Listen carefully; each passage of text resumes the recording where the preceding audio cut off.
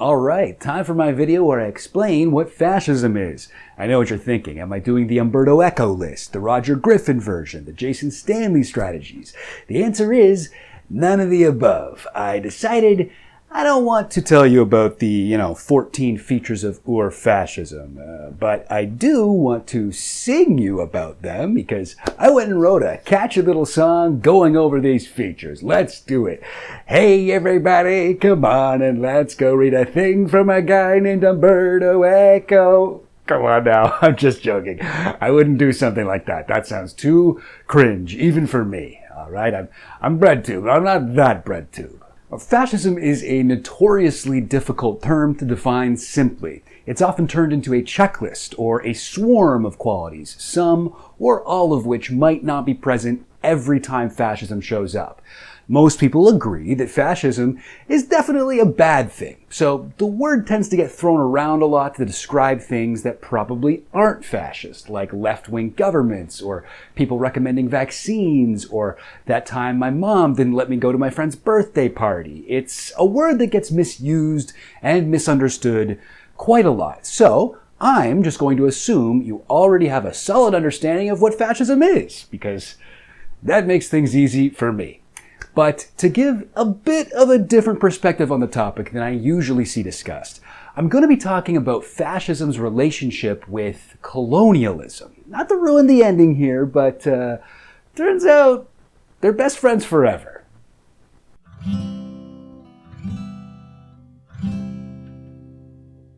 Now, before I start, I just want to check my privilege real quick. I'm an obnoxiously white person living in a settler colonial country. I'm so white that I went on vacation and everyone called me a gringo. And I was in Norway. Come on now. I'm so white, my ex-girlfriend is currently dating a glass of milk. I guess she found someone new to give her strong bones. Come on. Oh, we like to have fun around here. I've got the melanin of a marshmallow. Okay, I'm so white when I walk around town late at night, I hear car doors unlock. I'm a very white guy. Textbook settler leftist. I can't getting no respect, I tell ya. I'm so white that I'm going to attempt to discuss colonialism, and I'm sure to have some pretty massive blind spots here, so take everything I say with a grain of salt. Please feel free to correct me where I'm wrong, or let me know what I missed in the comments. I sincerely appreciate any opportunity to learn, and if you thought this section was cringe, then let me know that too so I get more engagement with the algorithm. If you are interested in learning more about colonialism, maybe check out Anansi's library, St. Andrew, or Twin Rabbit for some more informed, non-colonizer perspectives. Anyway, let's get started. You ever notice how when a non-white person moves to a white country, they're called an immigrant, but when a white person moves somewhere, they get called an expat? Sort of like how when there's a mass shooting, it depends on the shooter's skin color whether they're called a terrorist or a mentally ill person. Well, in some ways, I would say that the colonialism-fascism dichotomy is similar.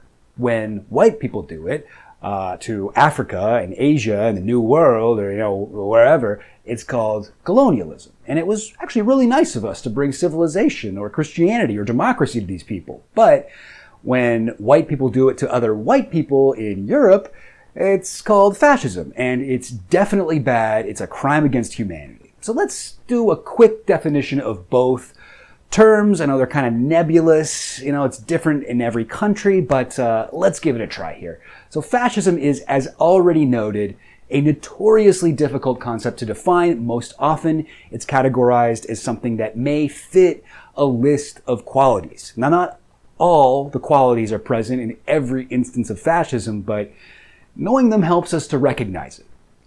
I would describe fascism as a method of accruing power over people through a series of glitches in the human brain. The ingredients you need for the fascist recipe are in everyone, and if the circumstances are right, everyone is vulnerable.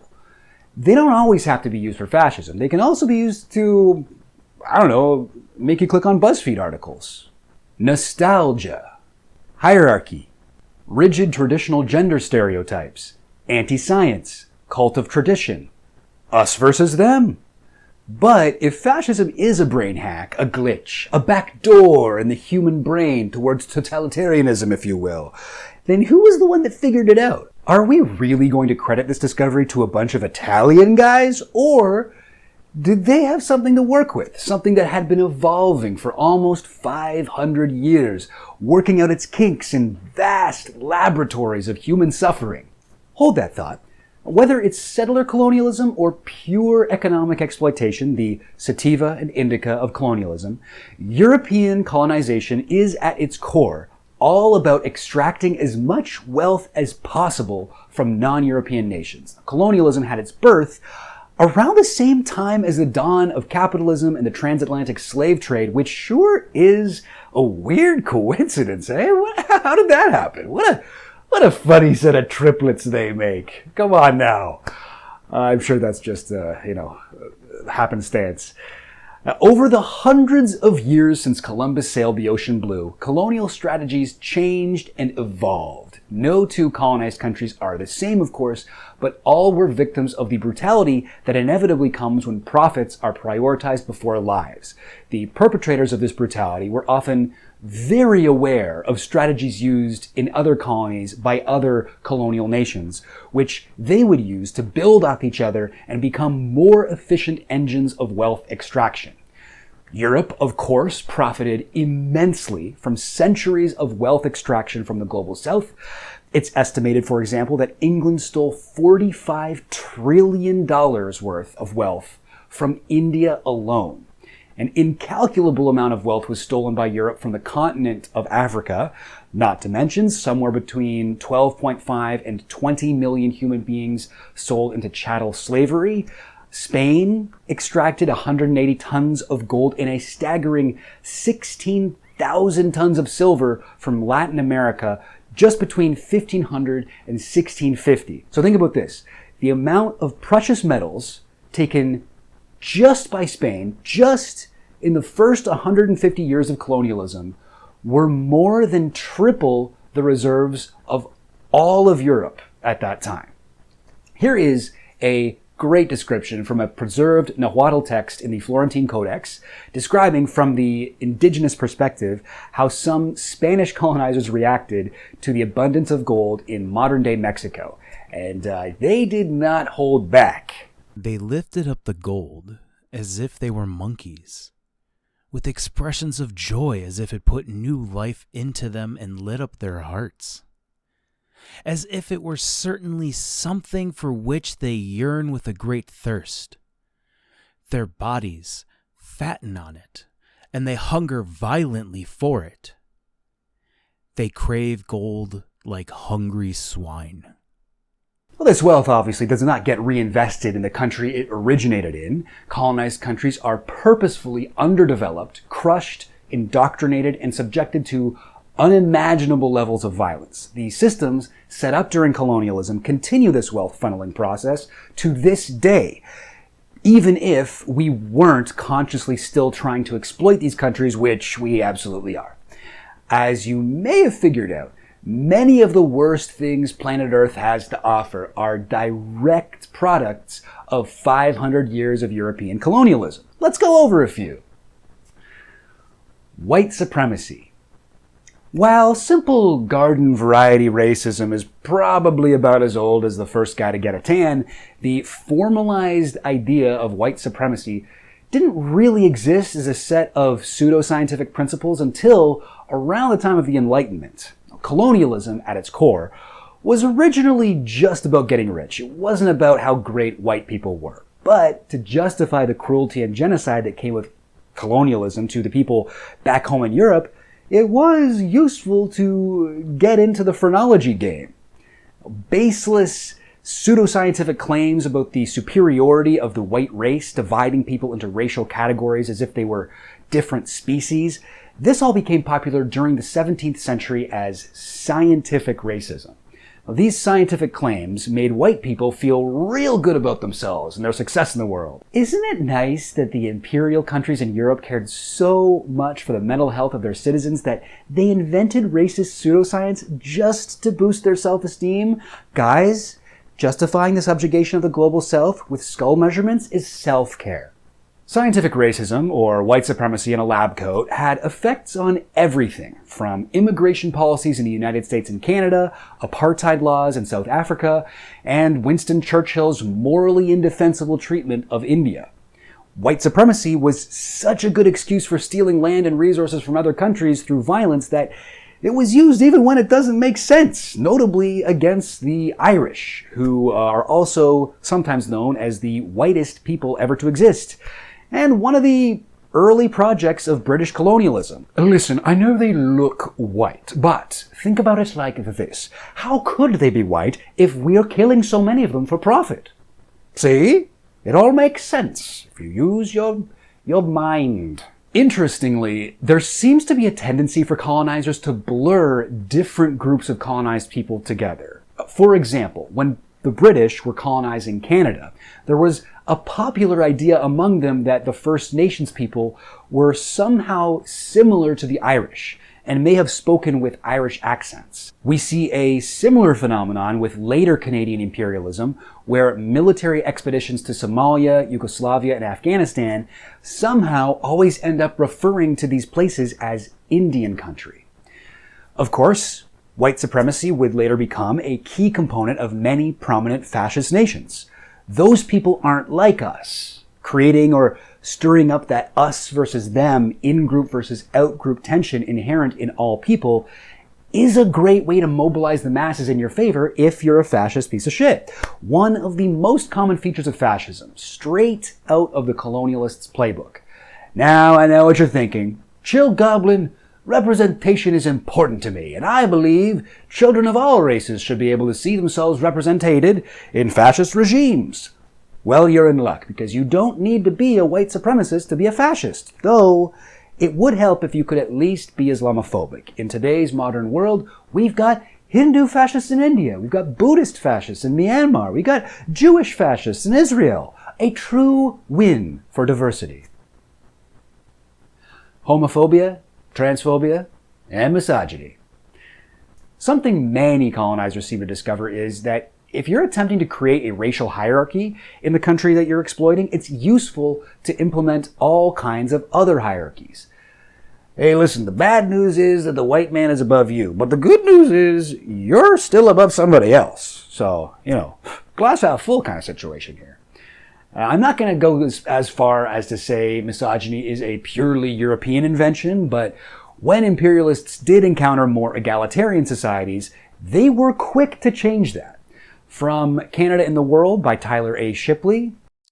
Many Canadian Indigenous societies had considerably more egalitarian politics. Indeed, European conquerors were surprised by the respect that even male warriors had for women. One English general remarked on the fact that Indigenous war parties did not use sexual violence against their enemies, a fact that seemed to surprise the Europeans for whom such behavior had become normal. In a pattern that would be repeated time and time across from what became Canada, the greatest resistance to Christian conversion and other forms of assimilation came from Indigenous women. One of the primary reasons for this was that Indigenous gender relations tended to be much more egalitarian than the strict patriarchal authority the Europeans sought to impose. Colonizers were perplexed that Indigenous women exercised control over many aspects of family and community life, that their labor was valued as much or more than that of men, that women shared amongst one another the responsibility of raising children as opposed to their being raised in nuclear families, that women were empowered to overrule their husbands or even leave them without difficulty or shame, and that the norms around sexuality were very relaxed. Queerness, another deviation from the patriarchal norm, was also not to be accepted. Many cultures around the world accepted gay or bisexual people, like pre-colonial Uganda, where same-sex relations and transgender people were completely permitted. King Mwanga II of Buganda, who is an openly bisexual African leader, horrified British Christian missionaries with his co-ed harem. Now, the colonizers, as usual, did get their way in the end, and homosexuality has been outlawed in Uganda since 1902. There are also many, many cultures whose views on gender extended beyond the binary, which also, of course, had to be stopped. In this way, European Christian colonialism did not bring cultural progression, as it often cynically claimed to. It pushed people's understanding of sex and gender backwards into a culturally useless repression and self-hatred. In Nazi Germany and many other fascist regimes, it was important that the rigid hierarchy of the nation be reflected in miniature by the German family. Just like Hitler was the Führer and leader of Germany, the father had to be the leader of the household, followed by the mother and the children. Any non-traditional expression of gender or gender roles represented a threat to this rigid hierarchy and was to be strongly opposed. Before the Nazis took over, in fact, Berlin may have been the best place on earth to be if you wanted to be an out-of-the-closet LGBTQ person. The most advanced research on trans issues, from the study of gender to the very first modern gender affirmation surgeries ever performed, were going on in Berlin. The pile of books you may have seen photos of burning, those are books of this trans research. The Library of Alexandria for trans people, going up in smoke and becoming lost forever. Concentration camps. The term concentration camps was suddenly controversial when it was used to describe the child separation facilities at the US border. Many people felt that it was inappropriate to directly compare the United States to Nazi Germany in this situation. That's the type of rhetoric we save for truly Nazi acts, like forcing grocery store shoppers to wear masks. It's true that we really only think of the Nazis as having concentration camps, but that's not historically the way the term was used. Concentration camps, which are essentially prisons to concentrate people who have not committed a crime, these were a staple of colonial countries for years before the Nazis used them on their own people. In fact, it's quite hard to imagine concentration camps coming into existence without imperialism, without foreign lands to use as a laboratory for these violent ideas. As Aimé Césaire wrote in Discourse on Colonialism, "The new countries offer a vast field for individual, violent activities, which, in the metropolitan countries, would run up against certain prejudices, against a sober and orderly conception of life, and which, in the colonies, have greater freedom to develop and, consequently, to affirm their worth." The first concentration camps to be referred to as such were in Spanish Cuba in 1896, and they were called reconcentrados. Of course, the concept was based on very similar camps used previously in America to intern First Nations people after forcibly removing them from their land. A few years later, in 1896, British soldiers in South Africa built horrific concentration camps for the Boers and the native Africans. These camps were administered by British Canadian imperialist John Buchan, and they had many parallels to the Canadian Reserve System. Soldiers terrorized the Boers by burning their crops, looting their homes, subjecting them to sexual violence, and executing hundreds of prisoners. And then Buchan shows up to coerce the Boers into selling him their land, which is a familiar strategy if you're an Indigenous Canadian. From here, concentration camps became a staple of colonialism, particularly British colonialism. Colonialism, again, is of course different in every country, but it repeatedly modeled itself after successes in other colonies, no matter how brutal. Winston Churchill even had concentration camps in England for Germans during World War II, including German Jewish refugees. To be absolutely clear here, though, the Nazi death camps do actually represent a uniquely evil expansion on the comparatively basic evil of the colonial concentration camp. These were camps specifically designed to exterminate an ethnic group as quickly as possible. At the peak of their production, the Nazis used Zyklon B gas to kill around 1.5 million Jewish prisoners in only 3 months. No genocidal power in history has ever matched that rate of murder.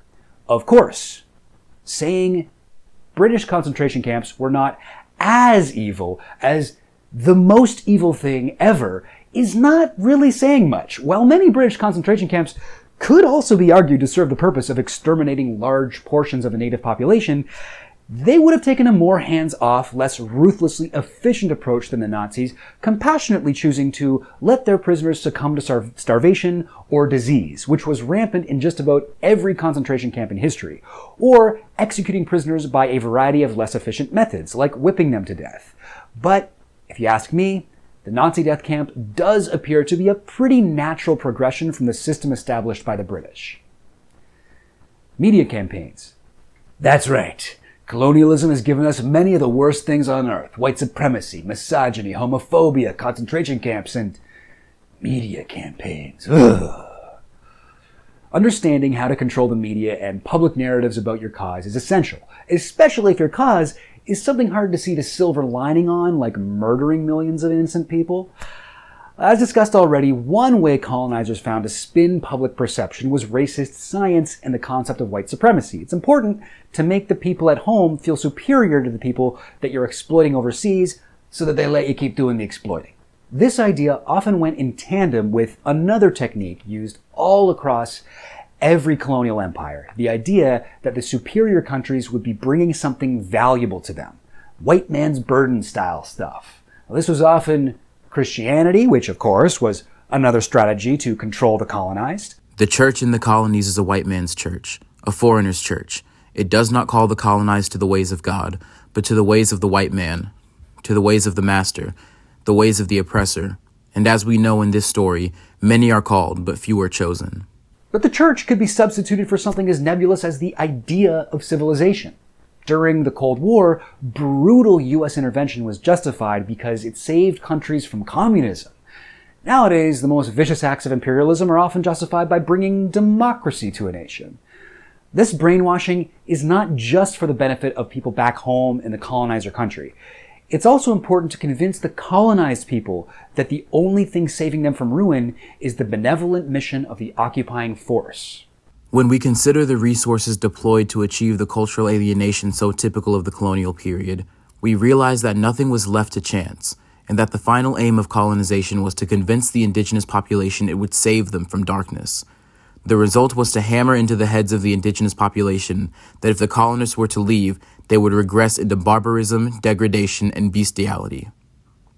Of course, we're the only ones who make you safe. I'm the one who can save you from all the crime and the violence that you get up to without me.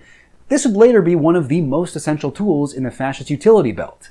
Fascists from Mussolini to Donald Trump echo this line from old colonial propaganda. I alone can restore safety to a region through military strength and civil law and order. Rooting out corruption is the fascist virtue signal heard around the world, even while the fascists themselves are definitely more corrupt than their admittedly also corrupt liberal democracy predecessors. This strategy works because fascism is only concerned with the corruption of an imagined purity rather than a concrete corruption of the law. One of the first modern-style PR campaigns was orchestrated by a massive piece of shit with an unfortunately pretty sick beard, King Leopold II of Belgium. You may remember him from being the Belgian king who became the absolute dictator of the Congo Free State, killing about 15 million people there. Okay, so I realize it sounds bad when you put it like that, but have you considered that these people lived near where there was rubber? And rubber, you have to admit, certainly is a resource that you can exchange for a profit. Yeah, I bet you feel pretty silly for opposing genocide now. As more people noticed that there were truly horrific atrocities going on in the Congo, Leopold aggressively fought back against any and all bad press. At first, with complete success. For most of his early critics, it just wasn't worth it to pursue a propaganda war with a wealthy monarch. As his crimes against humanity became more widely discussed, Leopold paid off journalists to write pro-Belgian colonialism articles in respected newspapers, like the New York Times. Muddying the waters of dissent, making the media his enemy, allowed King Leopold to continue his reign of terror in the Congo decades after the truth was being written about it. Control of the media and these types of propaganda wars are, of course, a very, very common component of fascism. Before fascists gain the absolute power they seek, the media is seen as an enemy, publishing lies, and also they're cowards for refusing to cover the conspiracies made up by the fascists. When fascists take full control, they have a monopoly on all media. Like colonizers, fascists understand the value of a controlled message. Germany. All right, enough preamble. Let's talk about the Beatles of fascism, Nazi Germany. Mussolini's Italy, if you're curious, is the fascist Elvis, in that just like Mussolini invented fascism, Elvis invented rock and roll. It is not a perfect metaphor, so please don't think about it too much. Actually, you know what? Let's go back a little bit further before the Nazis were a thing and talk about German colonialism. We do not normally think of the Germans as a colonial power, and I think that does a massive disservice to history. Everybody from your History Channel watching grandpa to your little cousin with the Pepe shirt is fascinated with the Nazis and how they rose to power, but their colonial history is almost never brought up. Maybe that's because we want to make Hitler and friends seem exceptional, unlike any other global North power, and their colonial history is pretty similar to that of many other European nations. But whatever the reason, I have to say, the more I look into it, the less complete any analysis of the rise of the Nazis seems without an understanding of their colonial period. Long before they started their own empire, Germany certainly already was benefiting from colonialism.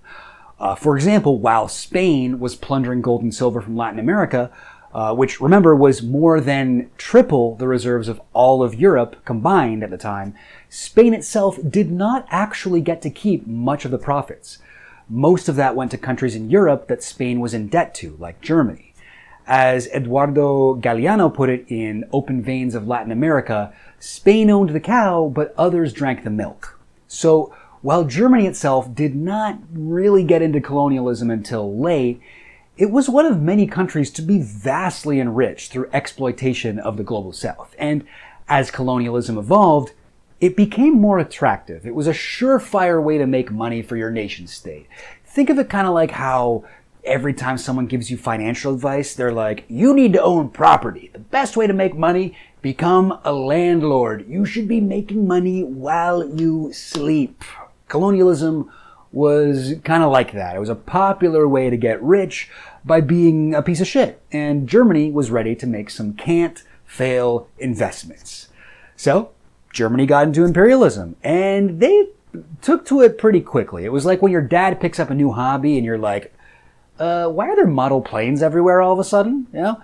German colonialism began in 1884, and by the end of the 19th century, it controlled the fourth largest colonial empire on Earth, behind only the British, French, and the Dutch. This included territory in China, New Guinea, and Samoa, but most of their colonies were in Africa, known at the time as German East Africa, German Southwest Africa, Togo, and Cameroon, where they controlled the lives of millions of indigenous people. So, how did this colonial experience affect the mindset of Germans and lay the groundwork for Nazism half a century later? It would be very wrong to say that there was no anti-Semitism in Germany before colonialism. That was there for a long time, but much like British colonists in Canada calling the First Nations people Irish, the Germans in Africa were quick to compare the indigenous people there to German Jews. When a German soldier named Peters brutally murdered his wife, an African woman, and one of his African servants, a German paper had a bizarre explanation for his actions. Germany has found its Menelik in a German, in a truly Teutonic man, an enraged Aryan, who wishes to destroy all Jews, but, for a lack of Jews over there in Africa, shoots Africans dead like sparrows and hangs African girls for his own pleasure after they have satisfied his desires. That's a pretty weird thing to bring up, right? How did you just involve Jewish people in all this? German guy in Africa kills some indigenous people. You know whose fault it was? Must have been that minority group in his home country. Keep in mind, this article was written in 1896. The comparison between native Africans and German Jews went in both directions, affecting not only foreign violence toward the colonized, but the domestic German perception towards Jews. There seems to have been a shift in political anti-Semitism around this time, moving from a religious hatred of Jews to a more racial hatred.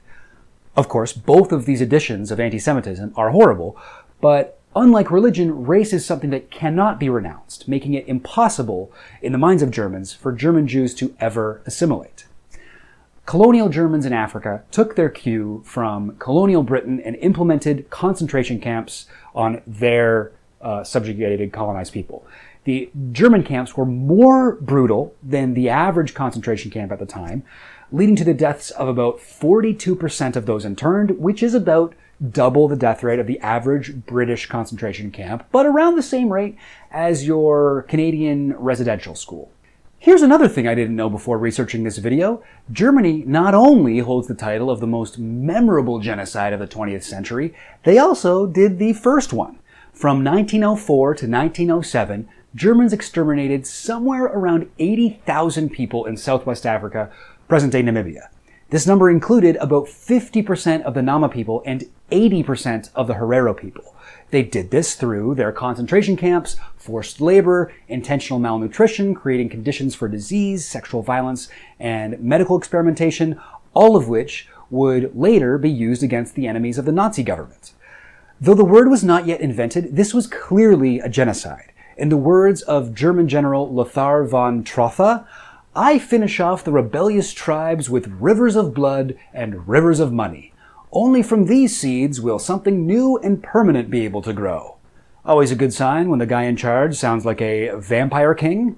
German imperialism definitely seems to be largely dismissed. They only had their empire from 1884 to 1919 when Germany lost its privilege to have colonies after losing the First World War. Now give us back your colonies, Germany. Go sit in the corner and really reflect on what you've done. I'm sure that reflection is going to work out great for everyone. Here's the part that gets eerie with hindsight. There were many terms used by the Nazis that actually have their origin in the German genocide of the Nama and Herero people. A few examples. Lebensraum, a German word for living space that the Nazis used a lot to justify much of their annexation of Europe, was coined in 1897 to refer to the annexation of Southwest Africa. Rassenschande, a German word for racial shame, was coined as a legal term to prohibit marriages between Africans and colonial Germans. Later, it was used to prohibit marriages between Jewish and non-Jewish Germans. Most notable, perhaps, the term Endlösung, or final solution, as a euphemism for genocide, was first used in 1904. Not as an answer to the Jewish question, but to what the Germans were actually calling the native question. It probably won't surprise you to learn that many of the people who were involved in Germany's African genocide would later become enthusiastic and devoted Nazis, just a few decades later. The first governor of Southwest Africa was a man named Heinrich Göring. He schooled his son in imperialist ideology, and that son, well, he grew up to be Britney Spears. No, definitely not Britney Spears. I'm sorry. I'm not sure why I said that. No, he grew up to be Hermann Göring, one of the most prominent Nazis at the center of power in the Nazi Party. And as a child, his father had given young Hermann a Boer uniform to wear. Weird.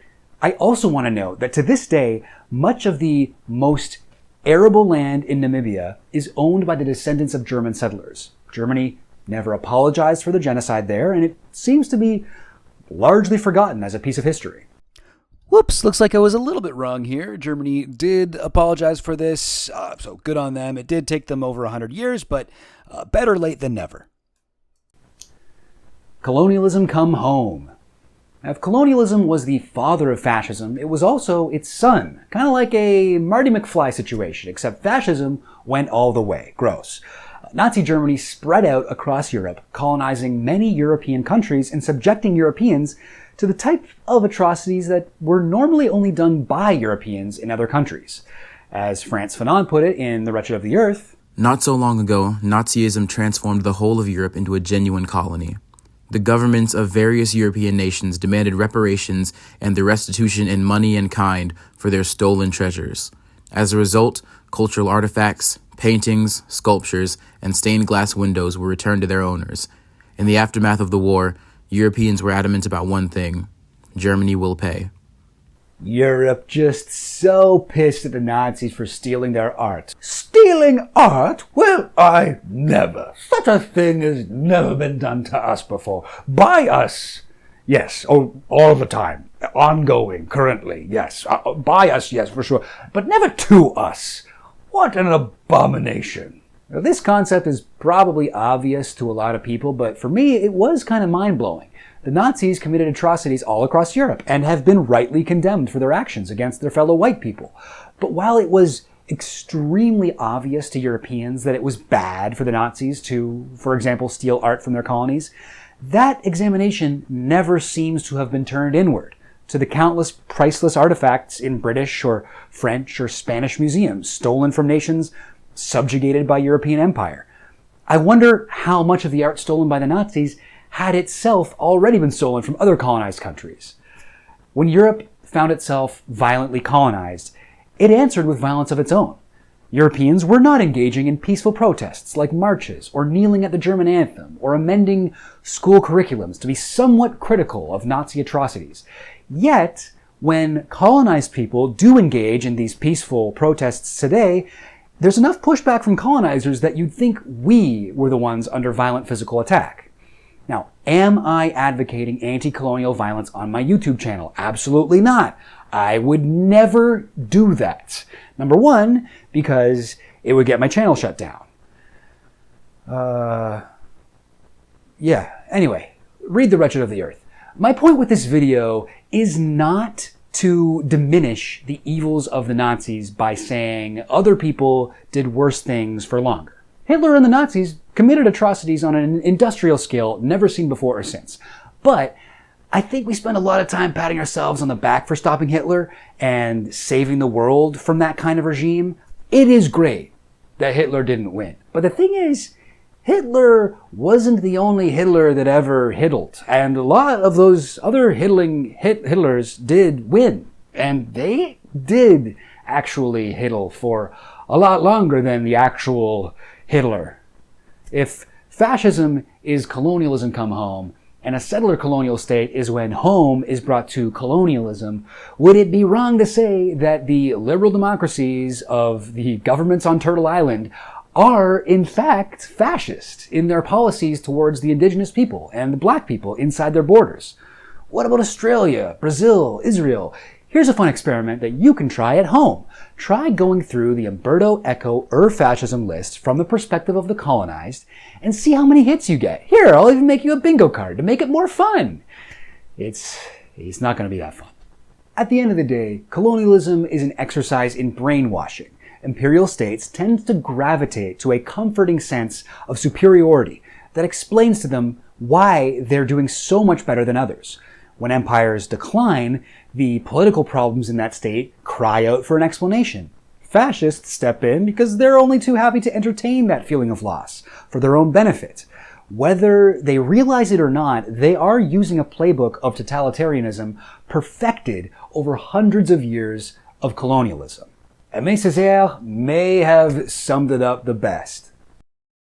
At the end of all these treaties that had been violated, all these lies that had been propagated, all these punitive expeditions that have been tolerated, all these prisoners who have been tied up and interrogated, all these patriots who have been tortured, at the end of all the racial pride that has been encouraged, all the boastfulness that has been displayed, a poison has been instilled in the veins of Europe.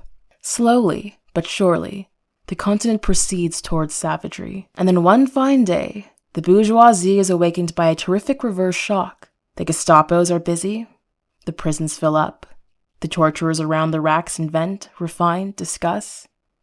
People are surprised. They become indignant. They say, "How strange!" But never mind. It's Nazism. It will pass. It is Nazism, yes. But before they were its victims, they were its accomplices. They tolerated that Nazism before it was inflicted on them. They absolved it, shut their eyes to it, legitimized it, because until then, it had been applied only to non-European peoples, that they have cultivated that Nazism, that they are responsible for it, and that before engulfing the whole of Western Christian civilization in its reddened waters, it oozes, seeps, and trickles from every crack. You said it, M.A. Man, I could have saved a lot of time putting that quote up front. That really explains it better than anything that I've been saying. Anyway, if you'll excuse me, I've got a very interesting BuzzFeed article to read. 13 moments when Supernatural taught us why war alone brings up to their highest tension all human energies and imposes a stamp of nobility upon the peoples who have the courage to make it. Oh, what can I say? I love watching the little GIFs. Oh, look at the move. I would do anything for BuzzFeed. I would do anything for BuzzFeed.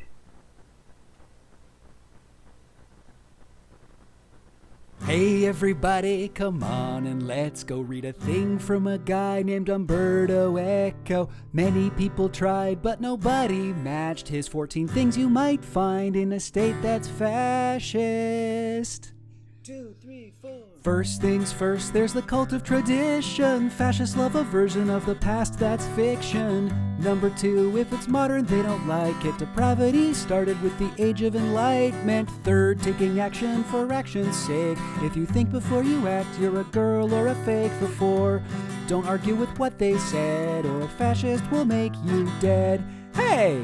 Number 5, no, this gets hairy. Anything different is very scary. Number 6, play your fiddle fast, because you've got to appeal to the social frustration and fear of political humiliation felt by the middle class. 7, doesn't matter if it's true or not, but they like to talk about some kind of global plot now. Number 8 is strange and just sounds wrong, but the enemy is somehow both weak and strong. 9, pacifists are working for the enemy. 10, if you're weak, then you're not a friend of me. 11, a hero must first take his last breath. That's hero worship and the cult of death. Hey! Number 12 is machismo and weaponry. 13, be populist selectively. Last one, 14, let's go out the door. You've got to limit vocabulary to stop people from complex or critical reasoning, kind of like in 1984. So thanks to a friend named Umberto Eco, we know some warning signs we can use to protect. Oh, and if any fascists are listening to, I would simply say fuck you. Fuck you.